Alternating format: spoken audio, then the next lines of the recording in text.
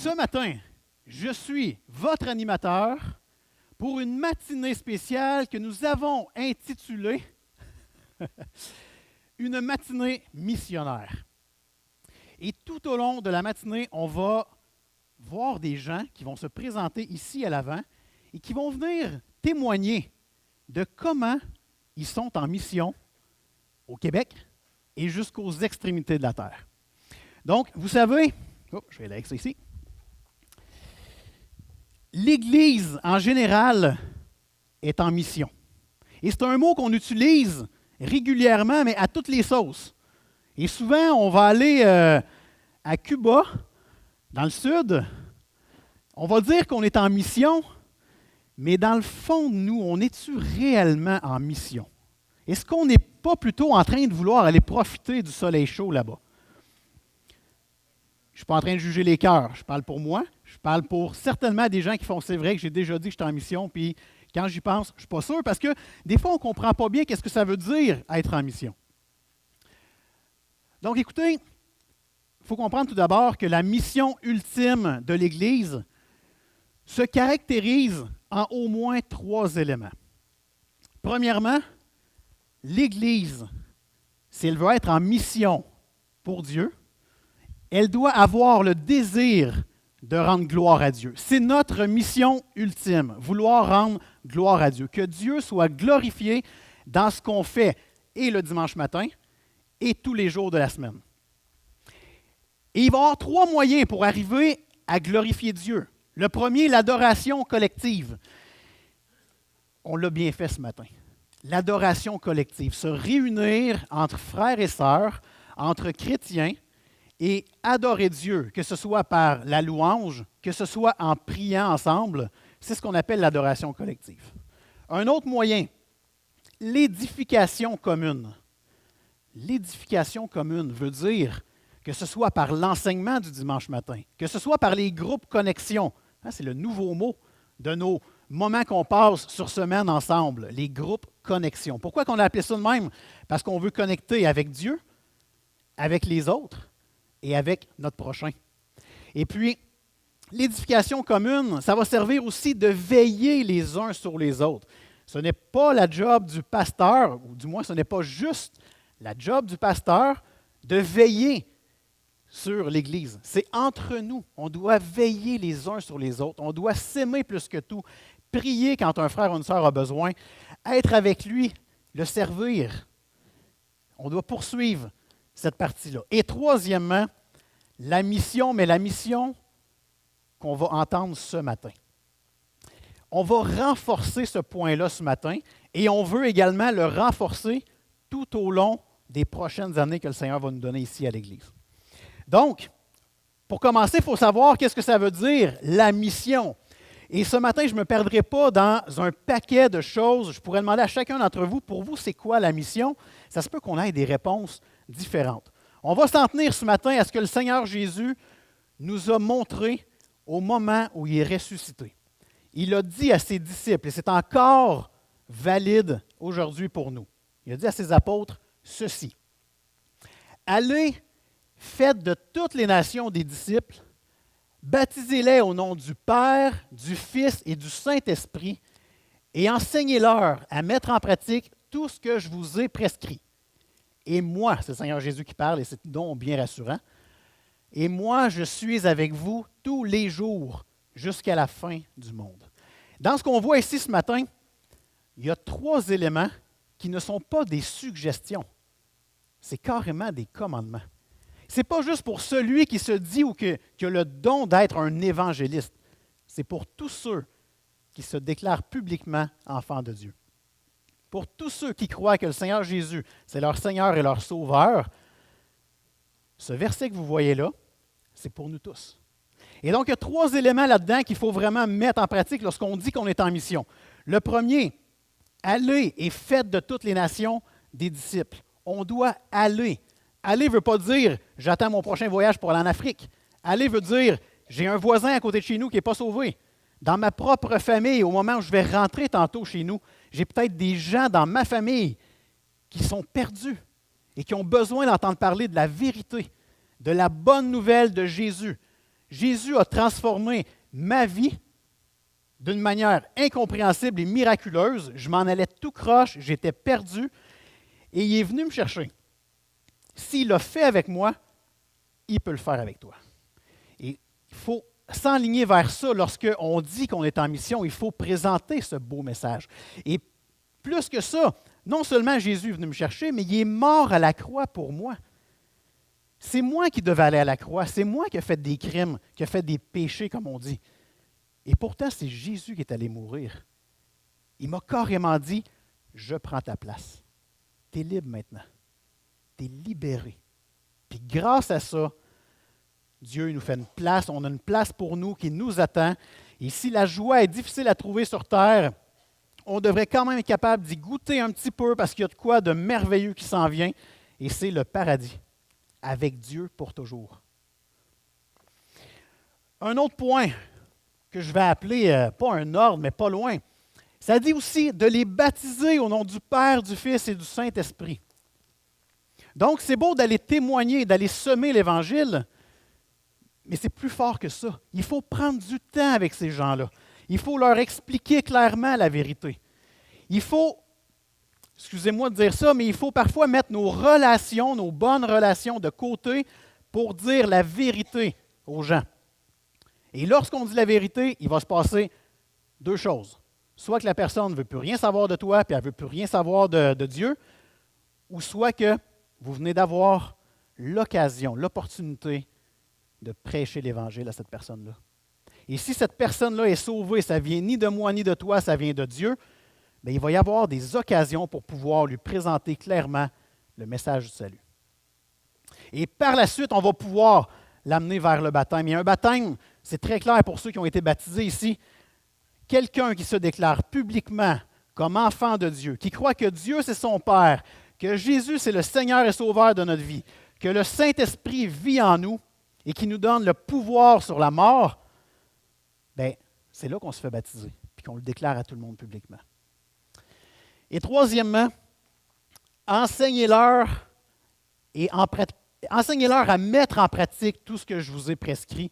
Donc, c'est de passer du temps. Ça demande de l'énergie, prendre soin de quelqu'un qui veut entendre parler de Jésus. Je vous le dis, ça demande de l'énergie. Mais ce n'est pas pour ça qu'on est ici.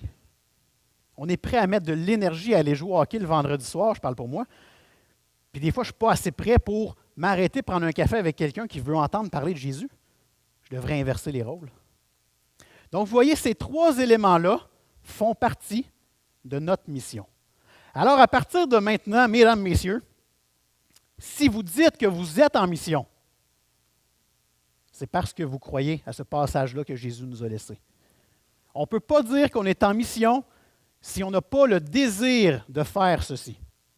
Et attention, c'est Dieu qui sauve. C'est Dieu qui va permettre des résultats, qui va permettre que les églises vont grandir, qu'il va y avoir de plus en plus de chrétiens au Québec.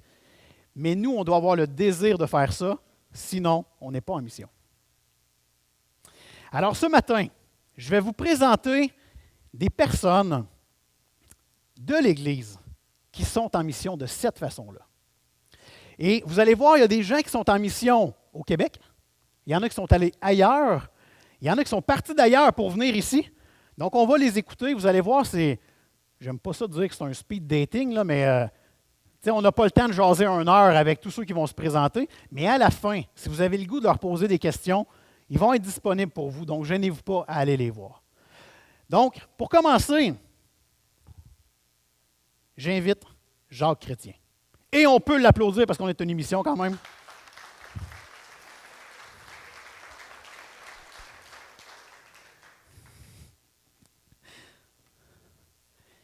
Viens t'asseoir ici. Salut mon Jacques, assieds-toi ici.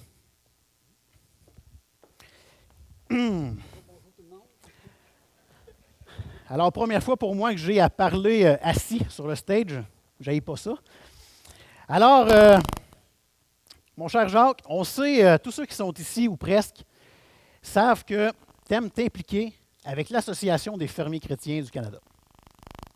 Et puis, je pense que la majorité, pour t'avoir vu en avant, on sait un peu c'est quoi, mais peut-être que ça sort de ta bouche en quelques mots seulement. On aimerait ça savoir, pour le bénéfice de tous, qu'est-ce que l'Association des fermiers chrétiens du Canada?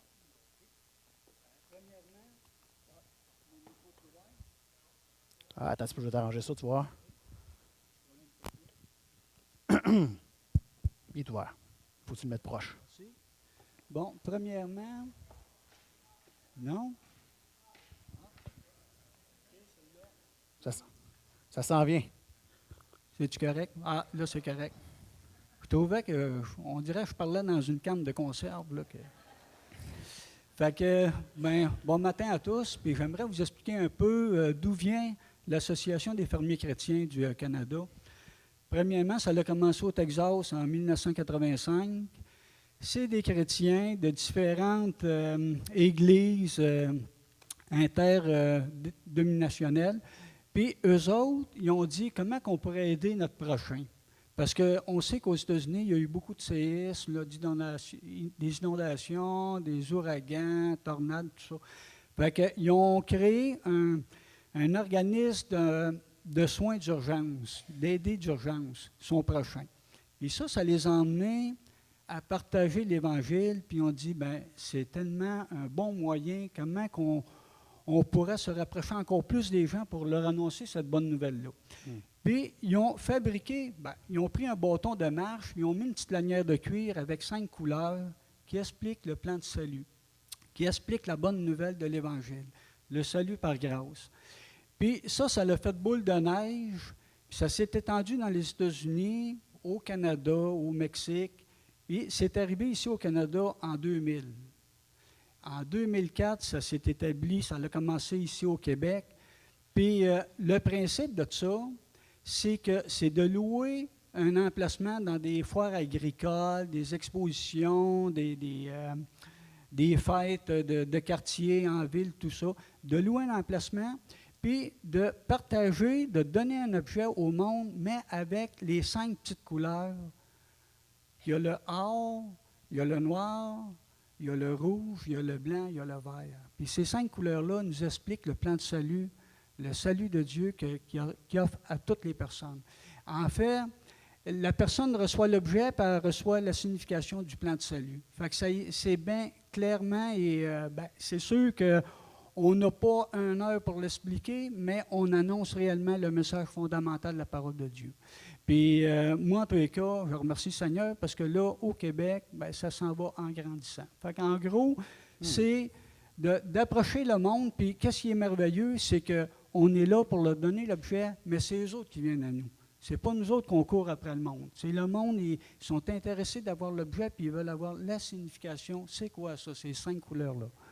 Fait que même, il y a des personnes qui emmènent d'autres personnes, disent, hey, peux-tu y expliquer les couleurs? Ben oui. Ils veulent savoir c'est quoi la signification. Fait qu'en gros, c'est ça. Intéressant. Vous savez qu'à la fin, Jacques est disponible. Si jamais vous voulez savoir c'est quoi ces fameuses 5 couleurs-là, peut-être vous êtes visiteur ce matin, peut-être vous n'avez jamais entendu parler des fermiers chrétiens. Allez voir Jacques, il va se faire un plaisir de vous présenter ça. J'ai une autre question pour toi, mon cher Jacques. Oui. Pourquoi tu t'impliques dans ça? Pourquoi ça, là? Pourquoi que, à la place, là, tu ne prends pas ta retraite tranquille chez vous? C'est que moi, en tous les cas, je vais toujours me souvenir.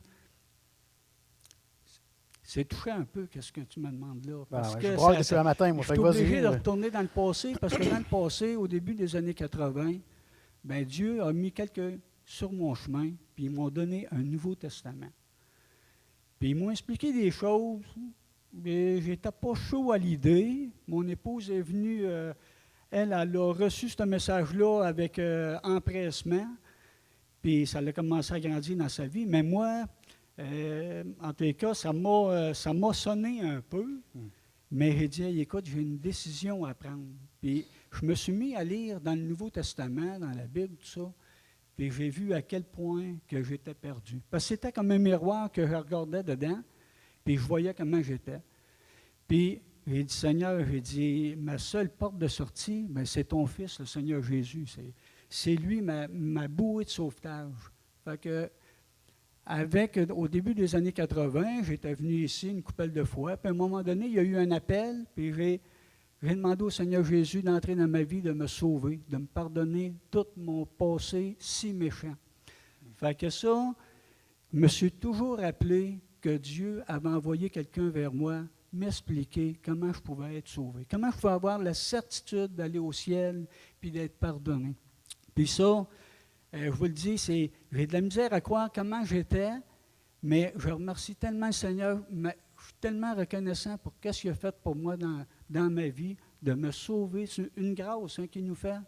Il n'était pas obligé de faire ça. C'est vrai qu'il nous avait choisis avant la fondation du monde, mais il vient, puis il nous présente l'Évangile. Il se sert de ses enfants pour nous annoncer ce beau message-là d'amour, de pardon, puis de grâce. Puis moi, c'est qu'est-ce qui me fait que je vais m'impliquer dans les fermiers chrétiens ou dans d'autres moyens d'évangélisation, c'est qu'il y a une flamme à l'intérieur de moi. Je ne peux pas m'empêcher d'aller vers mon prochain et de dire, écoute, savais-tu que le Seigneur Jésus, il t'aime et il désire te sauver? Parce que moi, il m'a sauvé, j'étais perdu, mais le seul chemin pour aller à Dieu, c'est le Seigneur Jésus. Puis les fermiers chrétiens, ben, je me rappelle, j'étais avec Patrick, on priait, Seigneur, ouvre les portes qu'on aille à Saint-Tite. Tu te rappelles, Patrick? Comme c'était hier. Puis ça fait quasiment 9 ans de ça. Puis je vous dirais, ça fait 7 ans qu'on est rendu à Saint-Tite. Le Seigneur a ouvert les portes. Parce que le Seigneur, quand on veut partager l'amour de Jésus en nous, à notre prochain, parce qu'on veut que notre prochain connaisse cet amour-là, bien, il ouvre les portes. Puis il a ouvert les portes pour Saint-Tite. Je vous le dis, la moisson est grande, hein, comme dans Luc 10, 2, la moisson est grande. Puis le monde sont là, languissants, ils ne savent pas trop où aller. Puis nous autres, on est là, ils viennent vers nous, on leur explique le plan de salut. Puis vous savez, il y a des personnes qui nous ont dit, moi, là, je venais ici faire la fête, puis après, je me suicidais. Puis ils sont revenus nous dire, sais-tu, j'ai tout arrêté ça. Hey, c'est tout un... Il y a des personnes que ça a réellement transformé leur vie. Et en tout cas, je remercie le Seigneur pour ça, parce que c'est un bon moyen. Mais c'est de dire au Seigneur, écoute, c'est toi qui attire les gens, sers-toi de nous. Et parle à notre place. Et d'ailleurs, j'ai une dernière question pour toi. Si tu avais une chose à dire ce matin pour encourager les gens à semer l'Évangile, que ce soit avec les fermiers chrétiens ou peu importe quelle façon, qu'est-ce que tu leur dirais? Une chose là, que tu veux les encourager ce matin. Bien, je vous encourage parce qu'en réalité, moi en tout cas, pour ma part, c'est pas qu'est-ce que je vais avoir fait de ma vie sur terre, de gagner ma vie qui va compter auprès de Dieu, mais quand je me présente devant lui, c'est seulement qu'est-ce que j'aurais fait pour lui. Vous savez, il nous donne une pierre précieuse, un diamant, puis ce diamant-là, bien, il nous demande d'aller le partager aux autres, de le faire fructifier. Et il ne nous donne pas le salut pour qu'on puisse le mettre dans notre poche et dire, moi, j'ai mon ticket pour le ciel. Mais j'encourage mes frères et mes sœurs parce que, rappelez-vous, la grâce que vous avez d'être sauvés. Et vous savez, là, vous êtes sauvés de l'éternité, de la perdition éternelle. Là. Et je ne sais pas si on réalise ça, mais moi, ma prière, je dis, Seigneur, rappelle-moi là toujours dans mon cœur. Amen. À quel point je suis privilégié de connaître ce salut-là. Mais je dis, Seigneur, mets des gens devant moi que je puisse partager ce message. C'est un message fondamental, c'est un message d'espoir et d'éternité, que je le dise au monde. Hey, qu'est-ce que tu as fait dans ma vie? Tu sais, là, c'est merveilleux. J'encourage mes frères et mes sœurs à dire, écoute, des fois peut-être qu'on a la flamme éteinte, puis on dit, moi, ça ne me tente pas de témoigner, puis tout. Mais vous savez, rappelez-vous que vous étiez perdus, puis Dieu a envoyé quelqu'un vers vous, vous annoncer cette bonne nouvelle-là. Il vous a ouvert le cœur, il vous a ouvert les yeux. Fait qu'il ne veut pas qu'on reste caché avec notre trésor, il veut qu'on le partage aux autres. Parce que c'est seulement ça qui va compter pour l'éternité. Qu'est-ce qu'on aurait fait pour le Seigneur? Là? Puis moi, je ne veux pas prendre trop de temps, mais je me rappelle. Je t'arrête, mon cher Jacques, là, parce que. Je me rappelle tout le temps une personne qui me motivait toujours, c'est Roger, notre frère Roger. Il me dit à tous les printemps, Jacques, il faut faire de quoi? Il faut aller au marché aux puces. Oui, on va organiser de quoi. Mais Roger, il avait une flamme. Puis ça m'a exhorté, ça, de voir un frère de même qui a persévéré jusqu'en dernier. Fait que ça nous encourage, les frères et les sœurs. Fait que Dieu vous bénisse. Merci. Merci, mon Jacques. Merci, on peut l'applaudir. Merci, Jacques. C'est bien gentil. Ouais, laisse-le ici comme ça, c'est bon. Alors, vous voyez le cœur de ce frère qui aurait pu tout simplement passer des beaux jours tranquilles, relax, confortables et qui décide de se donner jour après jour pour le Seigneur. Donc, c'est merveilleux. J'invite, donc, et voilà. J'invite maintenant un frère qui est venu ici avec sa famille au complet, qui est parti des États-Unis et qui est installé ici depuis le mois de juin. Hey, je suis en train de perdre ma voix, moi. Et j'invite Luke Burt qui va venir nous partager qu'est-ce qu'il vient faire ici au Québec. Alors, Luke, viens-t'en, mon ami. Oui.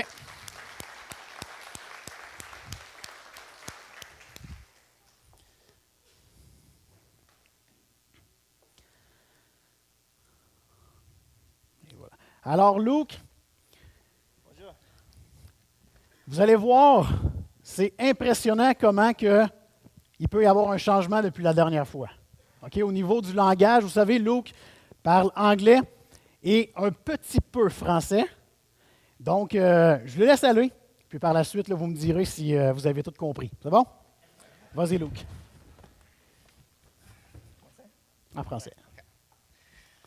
Bon matin. Je suis Luke Burt. C'est la troisième fois que je viens en avant de l'Église.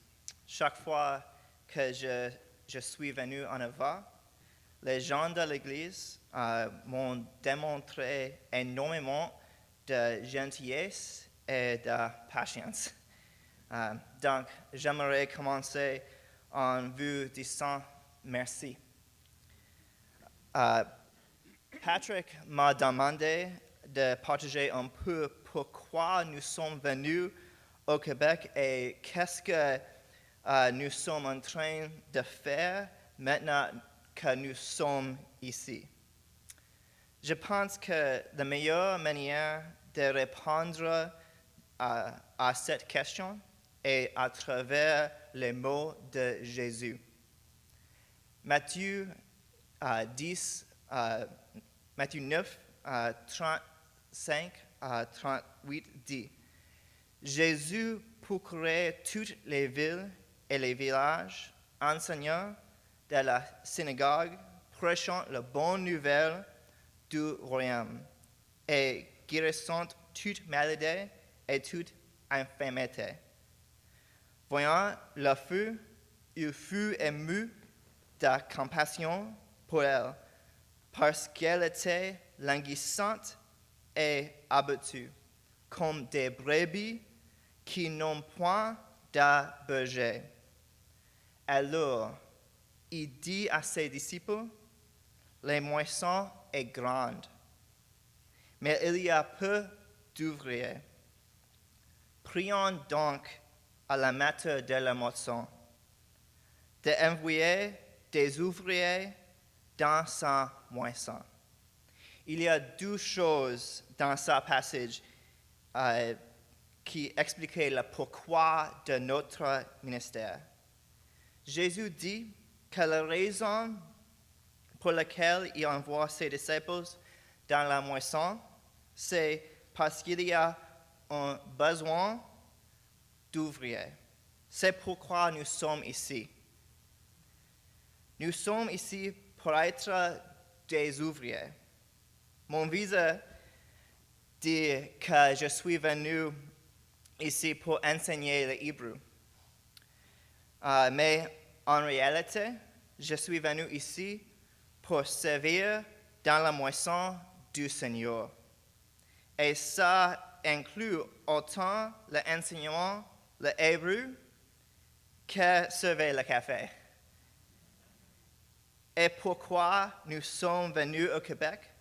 Parce que la moisson est prête au Québec, mais il y a peu d'ouvriers. Donc, qu'est-ce que nous faisons ici? Je fais partie d'un groupe missionnaire qui s'appelle Mission to North America, ou Missionnaire pour l'Amérique du Nord. Durant les 2 dernières années, Rebecca et moi avons cherché du support et avons parlé aux gens à propos de cette formidable opportunité de sauver ces incroyables personnes au Québec. Maintenant que nous sommes ici, je travaille pour Sambec. J'enseignais l'Ancien Testament et la langue biblique. Mon expertise est l'enseignement de la théologie biblique et la langue biblique. Mon expertise est l'enseignement de la théologie l'hébreu, de la théologie biblique et l'hébreu. Mon but avec Sambec est de traîner des leaders à enseigner Christ à travers toute la Bible. L'Est du Canada vit un terrible déclin du christianisme. Peut-être que vous avez vu ça et que vous vous êtes demandé s'il y avait de l'espoir pour les églises au Québec.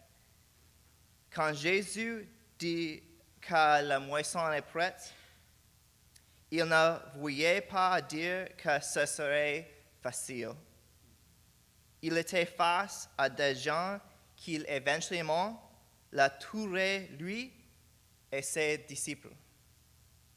Mais Jésus dit encore, la moisson est prête. Qu'est-ce que nous sommes en train de faire ici? Rebecca et moi ici parce que nous croyons que Dieu regarde toujours le Québec et voit son peuple. Et nous voulons sauver Dieu dans sa moisson.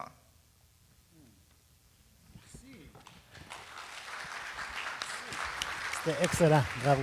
Très bien. Tu peux me donner ça ici. Youhou.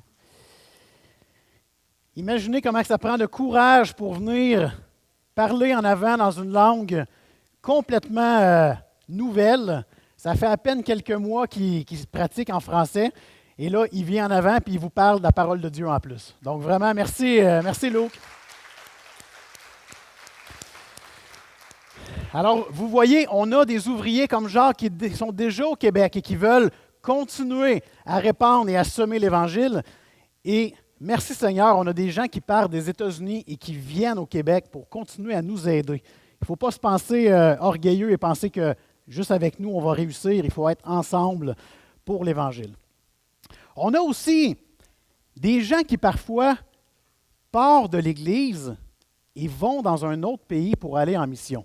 Et vous savez, des fois, être en mission comme la famille de Luke et Rebecca, long terme, on quitte la famille, on quitte les amis, ça peut être difficile. Parfois, il faut commencer avec des projets court terme. Et on a quelqu'un ici, cette année, qui a fait un projet court terme. Et juste pour être sûr, est-ce que ça va fonctionner? Oui, OK. Alors, on a Jamie Desaulniers, qui, durant tout l'été, elle est allée au Japon. Et on aurait aimé que Jamie soit ici ce matin, mais madame travaille de nuit.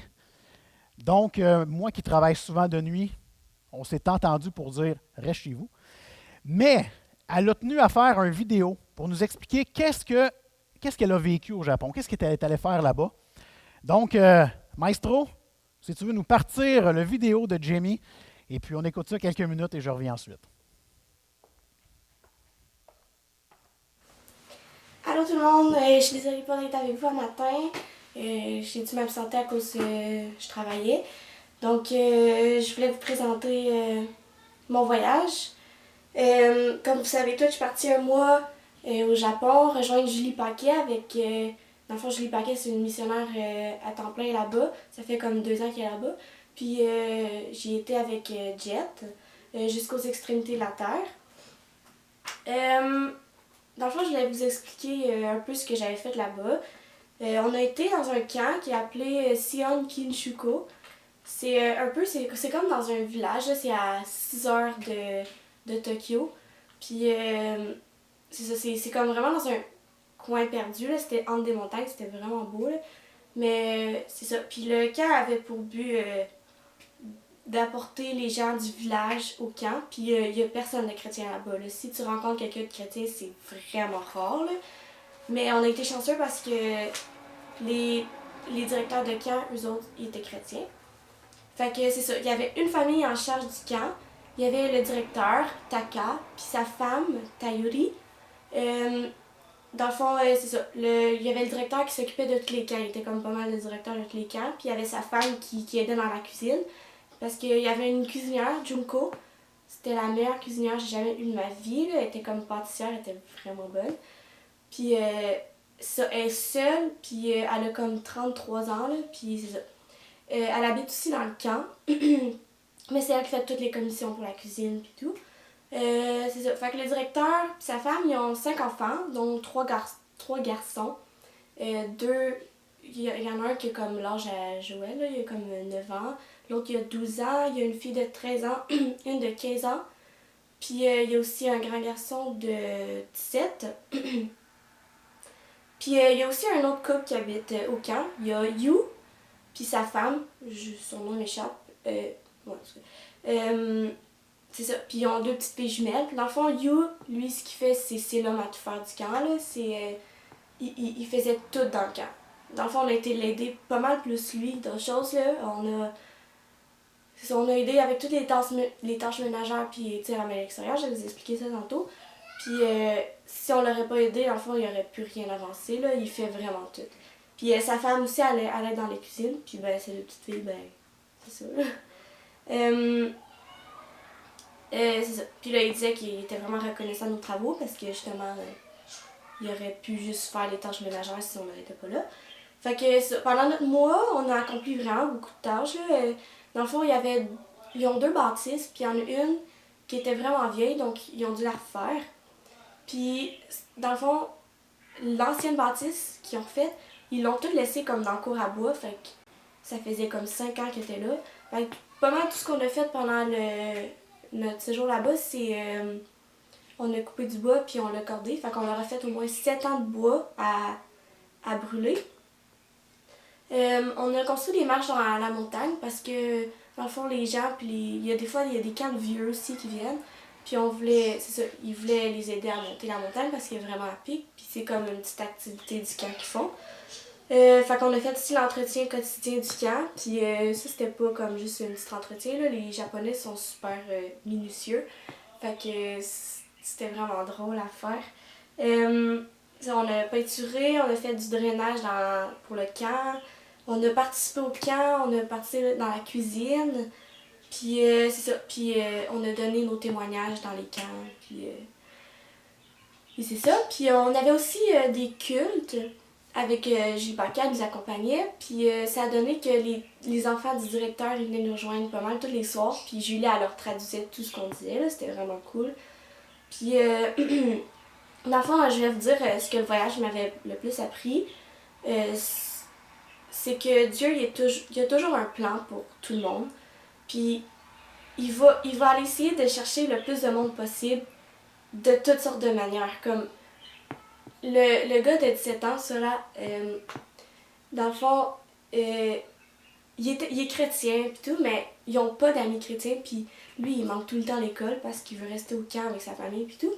Puis ça m'a vraiment frappée parce qu'une des dernières journées, il m'a dit que le fait qu'on soit là, c'était vraiment... ça lui a vraiment fait du bien, puis qu'il a commencé à lire sa Bible tout seul, même sans nous, puis que ça l'avait vraiment encouragé dans le fond, puis ça j'ai vraiment trouvé ça touchant, là. C'est ça, puis peu importe ce qui arrive, il va être là, Jésus va être là pour nous, puis c'est juste comme vraiment cool, là. En tout cas, il sait ce qu'il veut faire avec nous, puis il reste juste à suivre sa volonté, puis il va nous diriger là-dedans. Là. C'est vraiment cool. Puis le camp était énormément reconnaissant de ce qu'on a fait. Là. Comme quand on est parti, ils nous pleuraient tous d'en face. C'était tellement genre émouvant. Là. Comme quand on est parti en autobus, ils nous ont tous dit salut. Puis genre, faut qu'on fasse un chemin. Puis rendu dans le milieu de la route, on les a revus nous refaire salut en pleurant comme allez-vous-en pas. Puis genre, je pense qu'on leur a vraiment fait du bien là. Puis c'est ça, You, l'homme à tout faire du camp, lui, il nous remercie à chaque jour, à chaque jour en japonais, mais Julie nous l'a traduit. Il nous disait merci énormément pour ton travail. À chaque jour, à chaque fois qu'il nous voyait passer à côté de lui, il nous le disait. Puis c'est ça. Puis même, il était tellement reconnaissant, les jeunes du camp, les jeunes du directeur, ils venaient nous aider. Le plus jeune, de 9 ans, il montait la montagne. La montagne était vraiment à pic, là. Il montait la montagne au complet. Moi, je travaillais en haut. Puis il la montait en haut complètement pour me donner de l'eau. Puis c'était vraiment touchant à quel point, genre, on a pu, genre, faire de quoi dans leur vie, en tout cas. Puis c'est ça. Puis même le plus grand de 17 ans, puis la fille de 15 ans, ils venaient nous aider pas mal à chaque jour. Ça dépendait dans quoi, là, mais c'était vraiment le fun. Puis c'est ça. Fait que finalement, je voulais vraiment vous remercier d'avoir prié pour moi. Puis j'ai vraiment senti le soutien que vous m'avez apporté pendant mon voyage. Puis en tout cas, j'ai trouvé ça vraiment... je suis vraiment reconnaissante de ça. Je vous remercie vraiment beaucoup.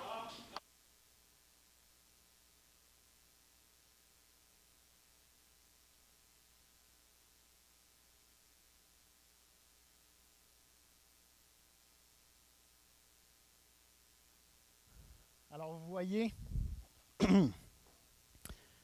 on a une fille de l'Église qui a pris tout son été pour se rendre au Japon et pour aider dans un camp. Écoutez, il n'y a pas juste au Québec qu'il n'y a pas beaucoup de chrétiens, au Japon aussi. Et puis, de voir Jamie qui a pris son été, qui a sacrifié son été pour aller là-bas. Donc, c'est vraiment, ça prend du courage. Elle a 18 ans en avion, let's go, je m'en vais au Japon. 18 ans hier, donc 17 ans à Hawaï au Japon. Donc c'est vraiment, ça nous donne le goût, ça nous encourage. C'est beau de voir ça. Alors lorsque vous croiserez Jamie, vous pourrez lui dire que vous avez compris ce qu'elle est allé faire là-bas. Puis vous voyez, elle est en mission dans un camp. Donc ça peut donner l'impression, elle travaillait là. Ça peut donner l'impression qu'elle n'évangélisait pas. Mais le camp est une lumière parmi les ténèbres. Elle est en train de travailler de sorte à ce que ce camp-là reflète jusqu'aux extrémités du Japon, du moins. Donc, elle a fait tout un beau travail là-bas. Alors, merci Jamie. Maintenant, j'invite probablement un des missionnaires les plus connus ici à l'Église, mais il n'a pas eu tant l'occasion de venir en avant ici, donc je veux lui offrir l'occasion. Daniel Henderson. Alors, Dan, viens-t'en, mon ami.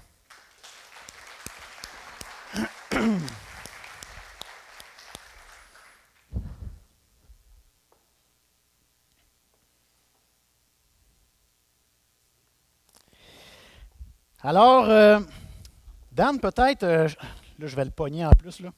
Je ai même pas dit c'était quoi ma première question. Mais juste nous dire un peu c'est quoi ton travail ici au Québec en ce moment. Bon, donc je travaille avec Publication chrétienne à Trois-Rivières avec Doug Virgin. Et Publication chrétienne, pour beaucoup de gens, c'est une maison d'édition qui publie des livres. Point. Mais c'est beaucoup plus que ça. Oui, on publie des livres, mais c'est toujours avec l'objectif d'aider des chrétiens à faire des disciples, à évangéliser et équiper des pasteurs à bien prêcher. Parce que, tu sais, on va en Afrique, on va en Haïti, et des pasteurs sont vraiment mal équipés. Ils ont peut-être une Bible d'études, peut-être juste une Bible, et chaque semaine, ils doivent prêcher. Il doit prêcher l'Évangile, il doit enseigner la Bible avec peu de ressources. Et sans ces outils, sans ces commentaires, sans ces Bible d'études, c'est clair pourquoi on a l'Évangile de la prospérité et toute la fausse doctrine, parce que les gens sont mal équipés. Et des fois, même au Québec et même en France, des pasteurs n'ont pas des ressources, les budgets pour acheter des livres. Donc, on a commencé un blog cette année, Revenir à l'Évangile, et toutes les ressources sur le blog sont gratuites. Donc, si un pasteur n'a pas un budget pour acheter des livres, il peut aller sur le blog et trouver des ressources et des réponses aux questions. Il était quand même prêt, hein? C'est bon ça. Alors, une des questions que j'aimerais te poser, c'est pourquoi que toi et ta famille, vous avez choisi le Québec? Parce que vous venez de l'Ontario. Et là, vous venez vous installer à Shawinigan. Y a-t-il une raison précise ou... Ouais, avant d'être mariés, on était dans une très bonne église à Oakville, proche de Toronto. Et on a étudié un livre ensemble. C'est un livre qui est maintenant disponible en français. C'est le livre Que les nations se réjouissent de John Piper. Et on a étudié le livre en petit groupe à l'église. Et il y a une citation dans le livre que je vais lire. Ça dit, la mission vise avant toute chose à susciter des adorateurs. Si la mission existe quelque part sur la terre, c'est parce qu'à cet endroit, il n'y a pas encore d'adorateurs du seul vrai Dieu. Donc pour nous, pour Judith et moi, c'était clair d'aller traverser une culture, d'apprendre une autre langue. Ça, c'était clair. On ne savait pas où. Mais pour notre voyage de noces, on s'est mariés à 18, 19 ans. Donc, on avait peu d'argent, donc on est allé à Québec, parce que c'est comme la France, mais c'est plus proche, you know.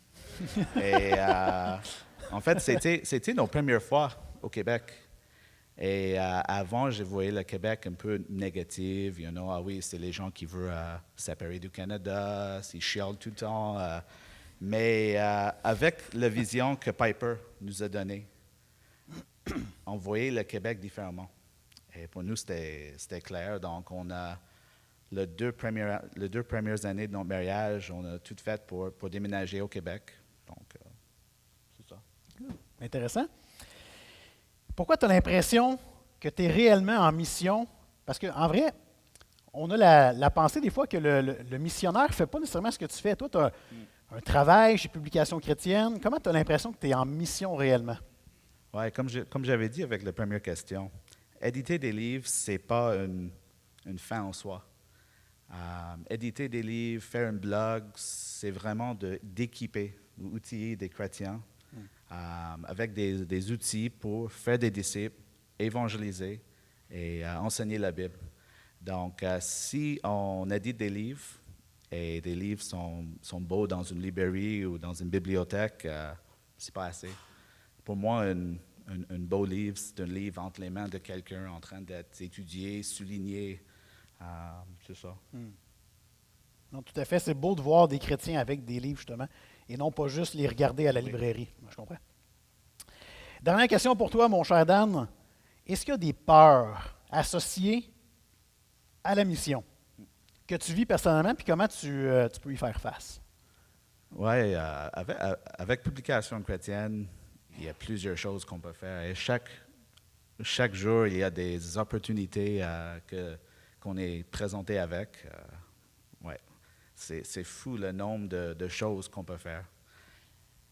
Et on veut toujours être intentionnel d'éditer des livres, de faire des posts de blog qui vont vraiment équiper des gens à la mission. Donc, oui, des fois, c'est facile de faire des trucs qui vont être cool ou fun. Oui, je veux faire ça parce que j'aime l'auteur et je veux lui rencontrer. Mais c'est pas ça. On veut vraiment mettre des outils en des mains des gens pour les aider dans le Matthieu 28 qu'on a lu avant. C'est ça. Donc, de faire de toutes les nations. C'est ça. Donc, moi, j'ai toujours peur de faire quelque chose qui ne va pas contribuer à la mission. C'est une saine peur qu'on doit remettre dans les mains de Dieu. Oui. Mais c'est bon. Hey Dan, on voudrait jaser bien longtemps, mais le temps nous manque. Merci de cette petite intervention. Oui. Continue ton bon travail pour le Seigneur. Merci Dan.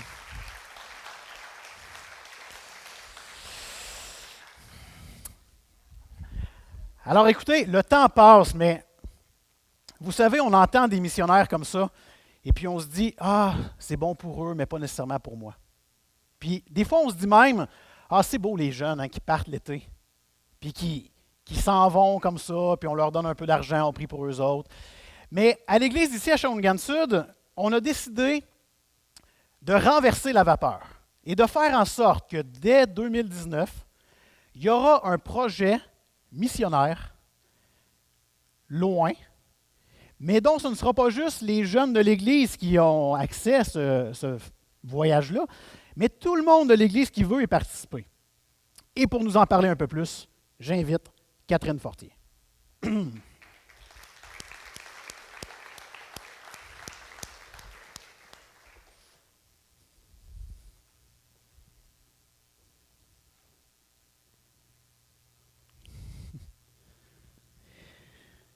Alors, Catherine s'implique dans le comité missionnaire qu'on a ici à l'Église. Et je trouvais vraiment à point qu'elle puisse venir nous partager c'est quoi le dernier projet qu'on prévoit pour 2019. Donc, évidemment, tu vois le temps passer, tu sais comment on est ici. Des fois, on n'écoute plus rendu à une certaine heure. Mais vu que c'est tellement intéressant, prends ton temps. En 2019, on va aller au Costa Rica. Ah, c'est... Non, dans le fond, avec le comité missionnaire, on avait vraiment à cœur que l'Église puisse participer à une mission, que ce soit multigénérationnel, que ce ne soit pas juste des jeunes, comme Pat a dit, que ce soit pour toute l'Église, qu'on puisse avoir une expérience commune. Fait que fin avril, début mai, on est un petit groupe à partir au Costa Rica pour aller évangéliser. Donc, on va faire des travaux dans un petit village au Costa Rica. On va aussi aller dans les rues, on va prier, on va évangéliser, on va faire des projets de rénovation. Il y a beaucoup de choses qu'on peut faire que même moi, je ne suis pas encore certaine parce que ce ne sera pas moi le leader au Costa Rica. Ça va être quelqu'un que je connais bien, qui m'a leadé dans les Royal Servants dans les dernières années, Curtis Burnham. Donc, c'est vraiment un style d'évangélisation qui va pouvoir être bon pour chacun. C'est pas toujours en parole, c'est pas tout le monde qui est bon pour parler, mais on va aussi être en action. On va être des bons témoignages. On va participer aux activités d'évangélisation de l'Église qui va être là-bas. On va être en partenariat avec une église près de Cachi, au Costa Rica. Dans le fond, ça a deux volets, ce projet de mission-là. Premièrement, que les gens de l'Église puissent expérimenter la mission, l'évangélisation ailleurs pour ouvrir les yeux, ouvrir les cœurs de ces gens-là par rapport à la mission, qu'on puisse se conscientiser par rapport aux besoins qu'il y a ailleurs, besoins financiers, matériels, spirituels, que justement, ce ne soit pas quelque chose qui soit lointain. Ah, elle, on l'envoie, mais on ne peut pas l'expérimenter, fait qu'on ne connaît pas vraiment ce qui se passe, fait que je vais prier, mais je ne sais pas pourquoi je prie. Donc, vraiment que plus de gens possible puissent expérimenter la mission, puis qu'on puisse voir ces besoins-là, puis qu'on puisse créer des relations. On va habiter chez les gens là-bas, donc on va pouvoir vraiment créer des liens avec ces gens-là, puis des liens que j'espère qui vont être à long terme. Donc, éventuellement, toujours être en partenariat avec cette église-là, même quand on ne sera pas là, notre église avec leur église, prier pour eux durant l'année, puis peut-être y retourner aussi, puis vraiment continuer ce lien-là, ce partenariat-là avec l'église au Costa Rica. Puis en même temps, on veut voir aussi leur église, qu'est-ce qu'ils peuvent nous apporter. Parfois, on arrive là un peu comme des colonisateurs, hein? On arrive, tu sais, nous, on sait c'est quoi. Nous, on sait comment faire les choses, mais ils ont aussi quelque chose à nous apprendre là-bas.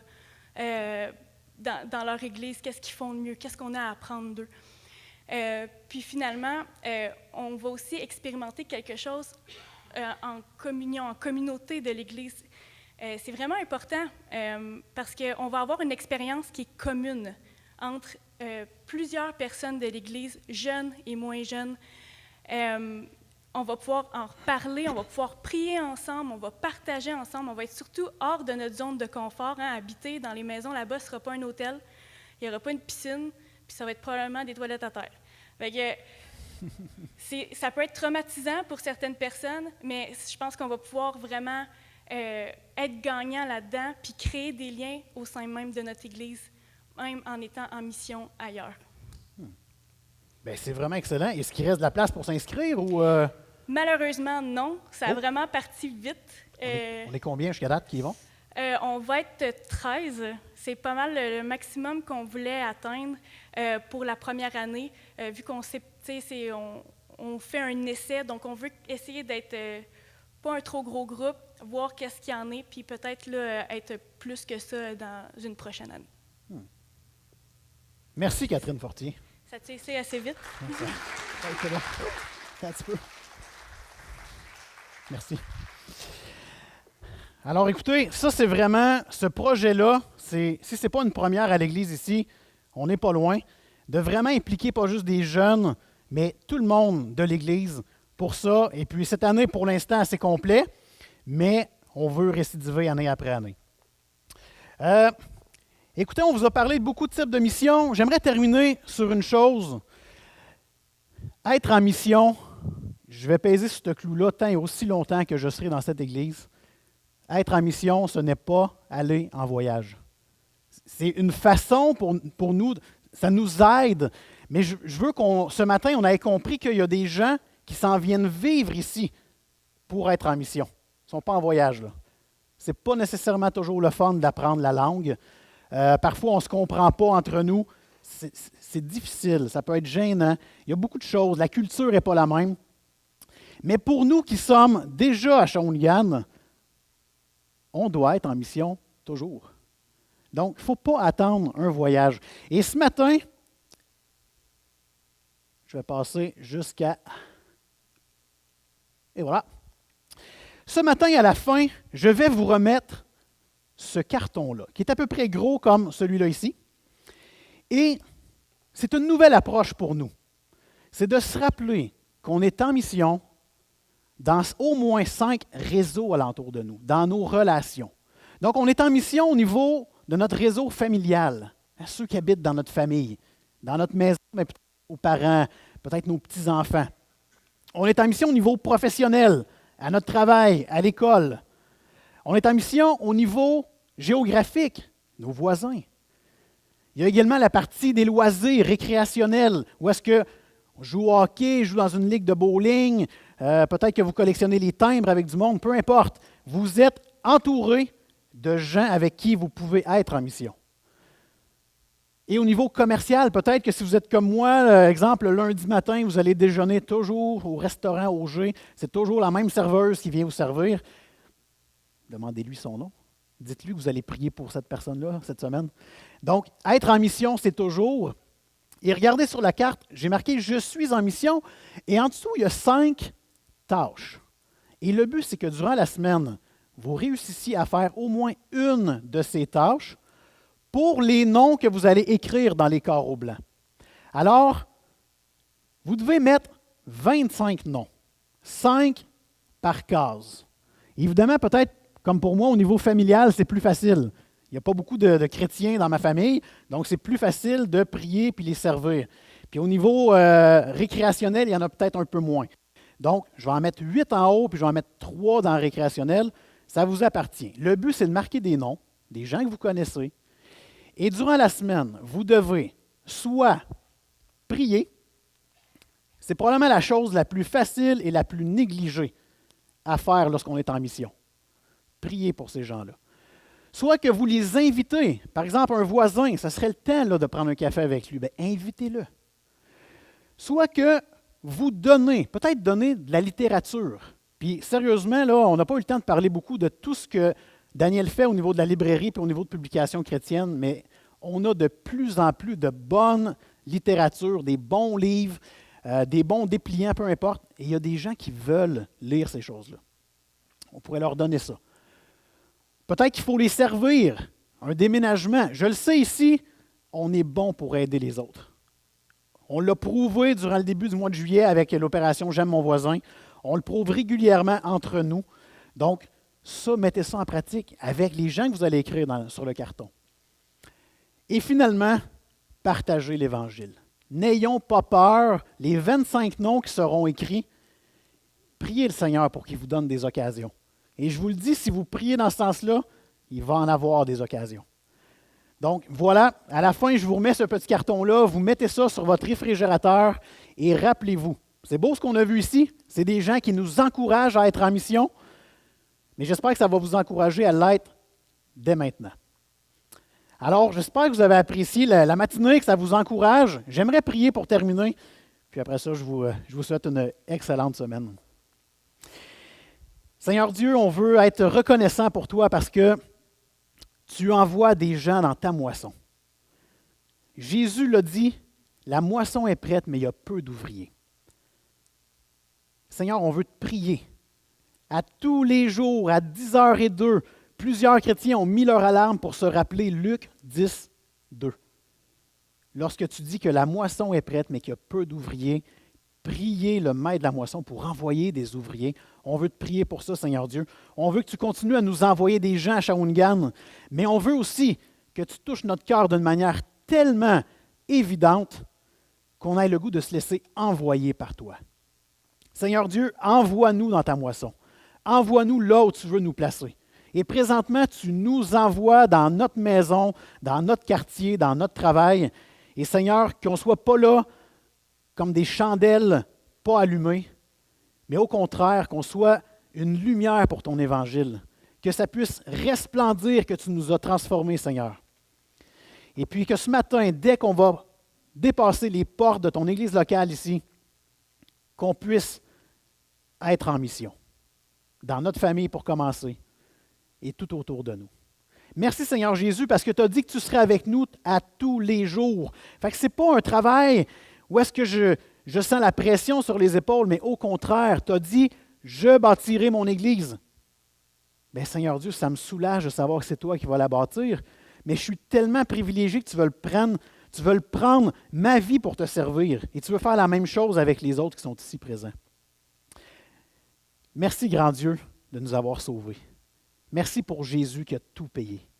Merci pour cette espérance qu'un jour, il y a de quoi de meilleur qui s'en vient. Seigneur, on est reconnaissant ce matin. Que ton nom soit glorifié à travers nos vies. Au nom de Jésus. Amen.